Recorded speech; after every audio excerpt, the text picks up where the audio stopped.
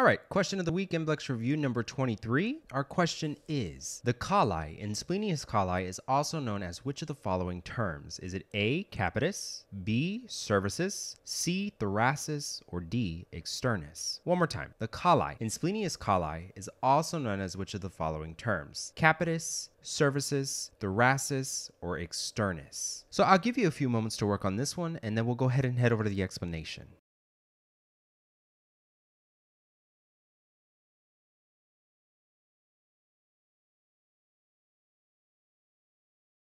All right, so in the community tab, I asked you the colli in Splenius colli is also known as which of the following terms? And we had a great turnout here. We had 28 votes. 57% of you said it was the Capitis, 39% of you said it was the Cervicis, 0% of you said it was the Thoracis, and then 4% of you said it was the Externus. And then thank you to the 5 people who liked this post. So a majority of you went with the Capitis. So let's go ahead and see if this is the correct answer. Now again, we are looking for the colli in this Splenius colli. So real quick, the splenius is a key word here. If you know what this muscle is, or if there's multiple muscles known as the splenius muscles, you can get rid of a few of the answer choices. So let's take a look at the splenius muscles. So here you can see in red the Splenius Capitus and the Splenius Cervicis. So what you'll notice is that on the left side, these are the superficial muscles of the back. We have the trapezius and then we have the sternocleidomastoid. And if you take a look on the right side, these are the deeper muscles of the back. The trapezius is taken away, as well as the sternocleidomastoid. And so the Splenius Capitis and Splenius Cervicis are deeper muscles of our back. Just be aware of that. They're going to be underneath the trapezius muscle. Now, interestingly, the Splenius Capitis and Splenius Cervicis are going to originate underneath the rhomboid muscle. So if we were to take away the rhomboid muscles here, you would be able to see their common origin. Now, these are two different muscles that are broad, and they end up dividing into two different insertions. So the Splenius Capitis is going to insert at the base of the skull as well as the mastoid process. And then the Splenius Cervicis is going to go deeper underneath the Splenius Capitis, and it's going to insert at the transverse processes of the cervical vertebrae. So this muscle has a common origin that ends up dividing, making it two different muscles known as the Splenius Capitis and then the Splenius Cervicis. So knowing that we have a Splenius Capitis and a Splenius Cervicis, we can get rid of the Thoracis and the Externus, which are just put in here as distractors. These two answer choices are just known as distractors, giving the test taker a 50-50% chance of getting this answer correct. So both of these are plausible because we know that there's a Splenius Capitis and a Splenius Cervicis, but we need to know, what does colli mean? So colli is the Latin word meaning for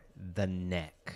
Here's another example of a colli muscle. We have the longus colli, and this muscle is going to be situated on the anterior surface of the neck. It's going to sit between the cervical vertebrae and the trachea. So if you look right here, this says longus colli, and it's going to be this orange muscle that is highlighted right here. So this is the longus colli. Remember that colli meant neck? Well, we also have a longus capitis. So what does capitis mean? Capitis is the Latin word meaning for the head. So we know that colli is the neck and capitis is the head. So having this information, we can take another look at the question. The colli in Splenius colli is known as which of the following terms? Well, we know that capitis means the head, so that is likely not the correct answer, leaving us with B, which is the correct answer here. Cervicis, remember cervical region, colli meaning the neck, so this is the correct answer because colli means the neck or the cervical region. So the Splenius colli and Splenius Cervicis are the same thing. These are the same muscle, just different names for them.